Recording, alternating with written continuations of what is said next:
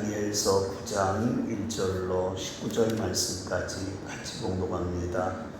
메대 족속 아하수에로의 아들 다리오가 갈대아 나라 왕으로 세움을 받던 첫해 곧 그 통치 원년에 나 다니엘이 책을 통해 여호와께서 말씀으로 선지자 에레미야에게 알려주신 그 연수를 깨달았나니 곧 예루살렘의 황폐함이 70년 만에 그치리라 하신 것입니다. 내가 금식하며 베옷을 입고 죄를 덮어쓰고 주 하나님께 기도하며 간구하기를 결심하고 내 하나님 여호와께 기도하며 자복하여 이르기를 크시고 두려워할 주 하나님, 주를 사랑하고 주의 계명을 지키는 자를 위하여 언약을 지키시고 그에게 인자를 베푸시는 이시여, 우리는 이미 범죄하여 패역하며 행악하며 반역하여 주의 법도와 규례를 떠났사오며 우리가 또 주의 종 선지자들이 주의 이름으로 우리의 왕들과 우리의 고관과 조상들과 온 국민에게 말씀한 것을 듣지 아니하였나이다. 주여, 공의는 주께로 돌아가고 수치는 우리 얼굴로 돌아오니 오늘과 같아서 유다 사람들과 예루살렘 거민들과 이스라엘이 가까운 곳에 있는 자들이나 먼 곳에 있는 자들이 다 주께서 내주신 각국에서 수치를 당하였사오니 이는 그들이 주께 죄를 범하였음이니이다. 주여, 수치가 우리에게 돌아오고 우리의 왕들과 우리의 고관과 조상들에게 돌아온 것은 우리가 주께 범죄하였음이니이다마는 주 우리 하나님께서는 긍휼과 용서하심이 있사오니 이는 우리가 주께 패역하였음이오며 우리 하나님 여호와의 목소리를 듣지 아니하며 여호와께서 그의 종 선지자들에게 부탁하여 우리 앞에 세우신 율법을 행하지 아니하였음이니이다. 온 이스라엘이 주의 율법을 범하고 치우쳐가서 주의 목소리를 듣지 아니하였으므로 이 저주가 우리에게 내렸으되 곧 하나님의 종 모세의 율법에 기록된 맹세대로 되었사오니 이는 우리가 주께 범죄하였음이니이다. 주께서 큰 재앙을 우리에게 내리사 우리와 및 우리를 재판하던 재판관을 쳐서 하신 말씀을 이루셨사오니 온 천하의 예루살렘에서 일어난 일 같은 것이 없나이다.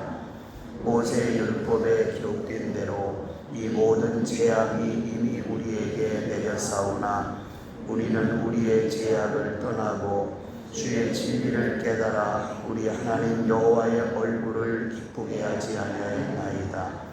그러므로 여호와께서 이 재앙을 간직하여 두셨다가 우리에게 내리게 하셨사오니 우리의 하나님 여호와께서 행하시는 모든 일이 공의로우시나 우리가 그 목소리를 듣지 아니하였음이니이다. 강한 손으로 주의 백성을 애굽 땅에서 인도하여 내시고 오늘과 같이 영성을 얻으신 우리 주 하나님이여, 우리는 범죄하였고 악을 행하였나이다. 주여, 구하옵나니 주는 주의 공의를 따라 주의 분노를 주의 성 예루살렘 주의 거룩한 산에서 떠나게 하옵소서. 이는 우리의 죄와 우리 조상들의 죄악으로 말미암아 예루살렘과 주의 백성이 사면에 있는 자들에게 수치를 당함이니이다. 그런즉 우리 하나님이여, 지금 주의 종의 기도와 간구를 들으시고 주를 위하여 주의 얼굴빛을 주의 황폐한 성소에 비추시옵소서. 나의 하나님이여, 귀를 기울여 들으시며 눈을 떠서 우리의 황폐한 상황과 주의 이름으로 일컫는 성을 보시옵소서. 우리가 주 앞에 간구하오는 것은 우리의 공의를 의지하여 하는 것이 아니요 우리 큰 긍휼을 의지하여 함이니이다. 주여, 들으소서. 주여, 용서하소서. 주여, 귀를 기울이시고 행하소서. 지체하지 마소서. 나의 하나님이여, 주 자신을 위하여 하신 하시옵소서. 이는 주의 성과 주의 백성이 주의 이름으로 일컫는 바 됨이니이다. 아멘. 오늘은 상황을 바꾸는 기도, 이런 제목으로 말씀을 선포하도록 하겠습니다. 하나님은 일하시는 하나님이세요. 신구약 성경 전체가 1189장인데 이 1189장에 흐르는 메시지는 하나님께서 일하신 역사적인 사실과 또 현재와 앞날에 우리 위해서 일하신 일들을 기록하고 있습니다. 구약 성경에서도 신약 성경에서도 일하시는 하나님에 대해서 강조하고 있습니다. 예레미야 33장 2절에서는 일을 행하는 여호와, 그 일을 만들어 성취하시는 여호와라고 말씀하셨고, 시편 72편 18절에서는 홀로 기이한 일을 행하시는 여호와라고 말씀을 하셨습니다. 사도 바울은 신약성경 빌립보서 1장 6절 말씀을 통해서 너희 안에 착한 일을 시작하신 이가 그리스도 예수의 날까지 이루실 줄을 우리는 확신하노라, 이렇게 말씀을 주고 있습니다. 근데 하나님께서는 홀로 일하시는 경우도 있지만 대부분 하나님은 사람을 통해서 일하십니다. 신실한 사람만 들어서 일하시는 것이 아니라 때로는 악한 사람도 들어서 일을 하는 것을 알 수가 있습니다. 솔로몬은 잠언 16장 4절에 여호와께서 온갖 그 쓰임에 적당하게 지으셨나니 악인도 악한 날에 적당하게 하셨느니라고 했습니다. 하나님께서 선한 일을 위해서 쓰시는 사람은 말씀 안에 굳건히 선 사람, 그리고 구원받은 그 은혜를 감사히 여기며 하나님 앞에 헌신하는 사람, 또 다니엘과 같이 기도가 생활화된 사람을 하나님께서는 들어서 일하십니다.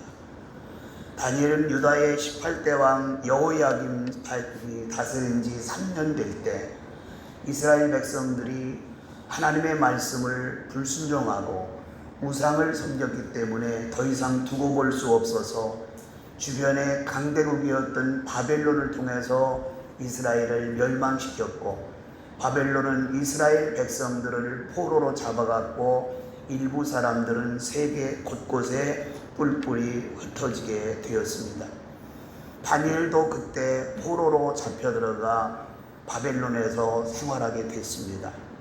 바벨론에 살아가 있는 동안 굳건한 신앙 때문에 죽임을 당할 여러 번의 위기 가운데서도 신실하게 신앙을 지키며 오직 하나님만 바라보며 산 믿음의 사람이 바로 다니엘입니다. 다니엘은 기도의 사람이었기 때문에 위기를 만날 때마다 기도했고, 그때마다 하나님께서 응답하시고 역사하심으로 말미암아 회복되고 살아날 수 있었습니다. 포로민의 쓰라린 아픔을 겪으면서 과거의 우상 숭배와 하나님 말씀을 거역했기 때문에 징계를 받아서 자신은 물론 유다민족 모두가 포로로 살고 있는 현실이 언제나 끝나려나 이런 생각을 하면서 기도하고 있는 어느 날 예레미야가 기록한 말씀을 읽게 되었습니다. 어느 날 예레미야 선지자의 글을 읽으면서 정신이 번쩍 드는 말씀을 읽게 되었습니다. 다니엘이 읽은 예레미야 말씀은 예레미야 25장 11절과 13절 말씀, 29장 10절 말씀에 기록되어 있습니다. 그 말씀의 핵심은 이겁니다. 이스라엘 민족이 지금 바벨론의 포로 생활을 하고 있지만 포로의 기간은 70년이면 끝난다는 것입니다. 언제 끝났는지 확신이 없던 다니엘은 그 말씀을 읽고 나서부터 마침 희망을 갖게 되었고, 그 희망에 따라서 다니엘은 특별 기도에 돌입하게 됐습니다. 다니엘 기록한 본문 말씀 중에 우리가 살고 있는 이 시대의 교회상, 다시 말하면 세상에 빛이 되고 소금이 되어야 될 교회가 세속화돼서 세상 사람들에게 비웃음거리가 된 상황을 대변하는 말씀이 오늘 본문 16절에도 기록되어 있습니다. 16절 말씀을 함께 보시겠습니다. 이는 우리의 죄와 우리 조상들의 죄악으로 말미암아 예루살렘과 주의 백성이 사면에 있는 자들에게 수치를 당함이니이다. 오늘날 교회들이 세속화돼서 신실하게 신앙생활하는 자들이 급감하면서 교회가 본질에서 빗나가는 상황이 되어버렸습니다. 불과 20년 전만 해도 교회가 세상을 염려하며 생활했는데 이제는 반대 상황이 되어버렸어요. 세속화되는 교회를 바라보면서 세상 사람들이 혼란한 교회를 보고 비웃으면서 걱정하는 시대가 되어버렸습니다. 이런 상황에서 다니엘의 기도는 우리에게 경각심을 불러일으키기에 충분합니다. 다니엘의 기도는 오랫동안 포로 생활에 지쳐있는 백성들의 상황을 바꾸는 원동력이 됐습니다. 오늘은 다니엘이 드린 기도를 통해서 상황을 바꾸는 기도가 어떤 기도인지 살펴보도록 하겠습니다. 첫째, 하나님의 긍휼하심을 믿고 기도드려야 돼요. 하나님은 어떤 분입니까? 출애굽기 33장 19절에 보니까 하나님은 긍휼히 여길 자를 긍휼히 여기신다, 이렇게 말씀하셨어요. 긍휼은 동정이 아닙니다. 긍휼이라고 하는 것은 자비와 같은 의미로 불쌍히 여기면서 도와주신다는 의미가 긍휼이라는 말에 포함되어 있어요. 하나님은 회개하는 자, 상황이 악화돼서 발을 동동 구르며 하나님께 간구하는 자를 긍휼히 여겨주십니다. 다니엘은 본문 9절 이하에서 자신들에게 하나님의 긍휼하심의 은혜가 임하기를 바라며 과거에 잘못됐던 일을 회개하는 말씀을 기록하고 있습니다. 9절을 보세요. 주 우리 하나님께서는 긍휼과 용서하심이 있사오니 이는 우리가 주께 패역하였으며, 패역했다는 뭐예요? 썩었다는 거예요. 우리의 신앙 상태가 다 썩었다는 거예요. 우리의 신앙 상태가 그리스도인답지 못하다는 거예요. 세상 사람들이 패역한 모습과 같이 패역했다는 거예요. 그 패역한 내용이 무엇이었는지 10절이 다시 이어서 우리가 보면 이해가 갈 겁니다. 우리 하나님 여호와의 목소리를 듣지 아니하며, 우리가 신앙에서 떠나고 내 신앙이 나태해지고 내 신앙이 세속화되는 가장 첫 번째 단계는 하나님의 말씀을 외면해요. 말씀 읽는 것을 멀리하고 말씀 듣는 것을 꺼려하고 예배 참석하는 일을 꺼려하면서 주일날 겨우 한 번 예배 드리는 것이 마치 내가 하나님께 대한 의무를 다한 것 같은 생각을 가지고 살아가는 것이 우리들의 현실이고 안타까운 문제입니다. 그뿐 아닙니다. 하나님께서 여러 선지자들을 통하여 우리 앞에 세우신 율법을 행하지 아니하였다. 하나님의 말씀을 목회자들을 통하여 여러분에게 선포되는데 그 말씀을 듣고 은혜 받고 행함으로 실천해서 살아야 되는 것이 신앙 생활이에요. 근데 우리는 어때요? 들음에서 끝나요. 여러분, 우리가 예수 믿기 전에 가장 큰 죄가 뭐예요? 예수 그리스도를 구주로 영접하지 않은 죄. 그 죄 때문에 지옥 가요. 근데 예수 믿고 난 이후에 가장 큰 죄는 뭡니까? 말씀에 불순종하는 죄예요. 물론 이 말씀에 불순종하는 죄는 지옥 가는 것은 아니지만 그로 인하여 하나님께서 우리에게 징계하신다는 것을 말씀을 하고 있습니다.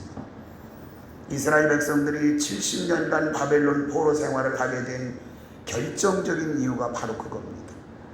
하나님의 말씀을 외면하고 외면했다는 거예요. 하나님께서 참고 참으시다가 그 백성들을 더 이상 보실 수가 없어서 바벨론을 들어서 이스라엘 백성을 쳐버렸어요. 그리고 이스라엘 민족이 뿔뿔이 흩어 살게 되었어요. 그 기간이 1000년 이상이 돼요. 1948년 이스라엘 독립하기 이전에 이스라엘 민족은 세계 각 나라에 흩어졌고 대부분의 민족들은 바벨론의 포로 생활이 됐었는데 이제는 하나님께서 다니엘을 통해서 말씀을 주세요. 회개하자. 먼저 다니엘은 자기 자신의 죄부터 얘기합니다. 자기가 죄 지은 것이 아니고 조상들이 죄를 지었지만 하나님이여 긍휼하심을 통해서 우리를 구원해 주소서. 하나님이여 긍휼하심을 통해서 지금 이 답답하고 어려운 상황을 바꿔주시옵소서. 이렇게 다니엘은 기도했습니다. 여러분과 제가 힘들고 어려움을 당할 때, 우리가 어려운 상황에 직면했을 때 기도함으로 말미암아 상황을 바꾸는 역사가 일어나기를 주님의 이름으로 축원합니다.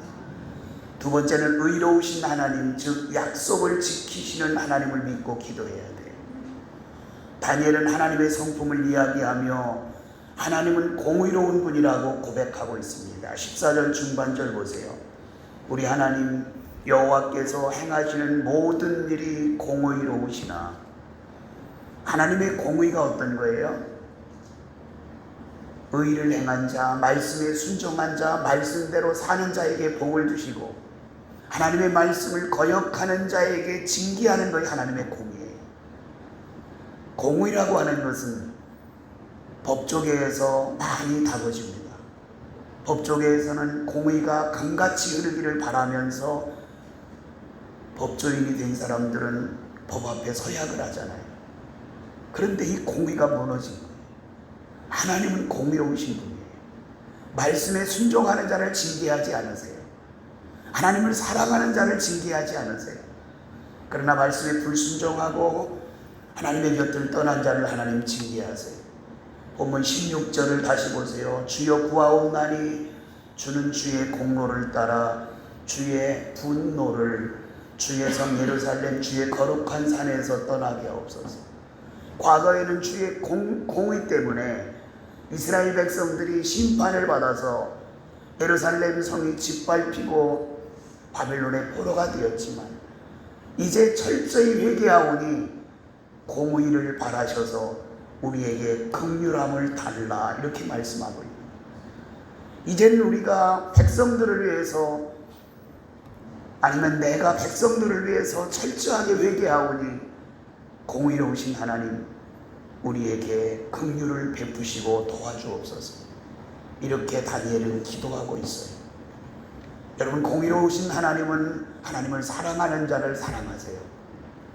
그리고 하나님을 사랑하는 자에게 복을 주세요. 그러나 공의로우신 하나님은 하나님을 거역하는 자를 징계를 내리셔요. 그것이 공의예요. 뿐만 아니라 공의란 약속한 것을 반드시 지킨다는 의미가 그 공의 안에 포함되어 있어요. 하나님께서는 기도하면 상황이 바꿔질 것이라고 분명히 약속을 해주셨어요. 에레미야 33장 3절에 이렇게 말씀합니다. 너는 내게 부르짖으라. 내가 내게 응답하겠고 내가 알지 못하는 크고 비밀한 일을 내게 보이리라. 이게 하나님의 약속이에요. 너는 내게 부르짖으라. 그리하면 어떻게 하신다고요? 내가 응답하겠다는 거예요.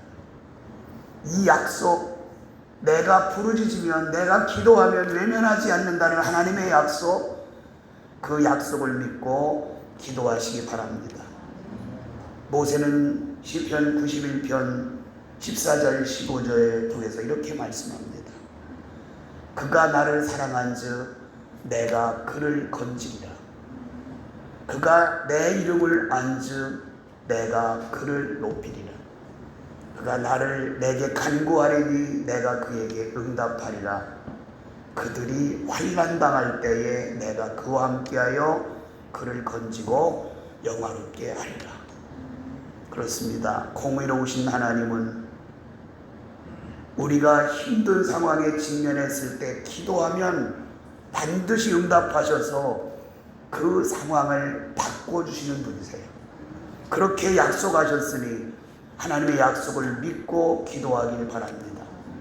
주의 자비만이 유일한 희망임을 믿고 기도하십시오. 긍휼하심의 성품과 같은 뜻을 가진 하나의 단어가 자비입니다. 긍휼과 자비는 동일한 겁니다. 자비로우신 우리 하나님의 성품이 없었다면 우리는 결코 구원받지 못했을 거예요.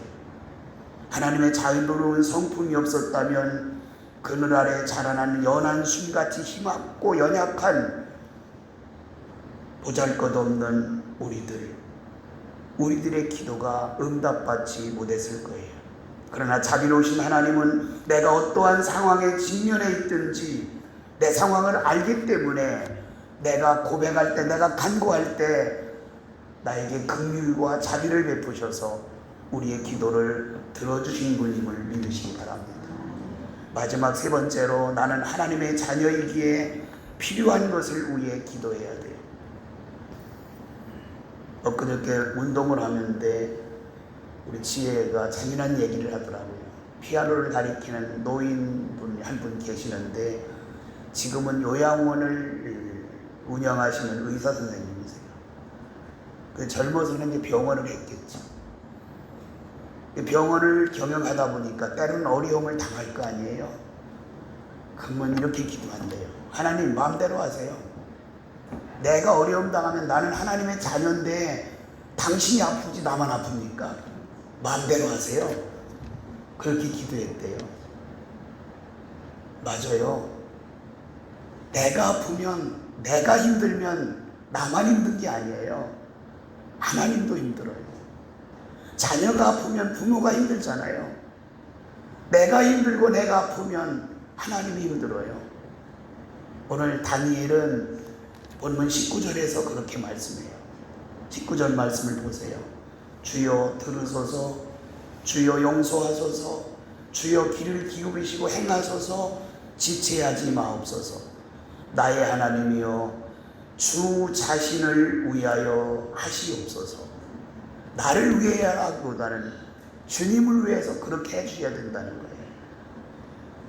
이는 주의 성과 주의 백성이 주의 은으로 일컫는 말이다. 요약하면 이겁니다. 우리가 직면한 이 상황이 빨리 바꿔지지 않는다면 하나님을 알지 못하는 사람들이 나를 지켜볼 때 이렇게 말한다는 거예요. 야, 내가 믿는 하나님 진짜 살았냐? 살았다면 왜 이렇게 내가 어려움을 오래 당하냐? 너희 하나님이 살아있다면 들어주셔야 될 거 아니야? 이러면서 비웃고 있다는 거예요. 바벨론이 7년도 아니고 70년 동안 포로로 생활을 하는 동안에 주변의 많은 나라들이 이스라엘 민족을 비아냥거리는 거예요. 하나님을 섬긴 자들이 꼴 좋다.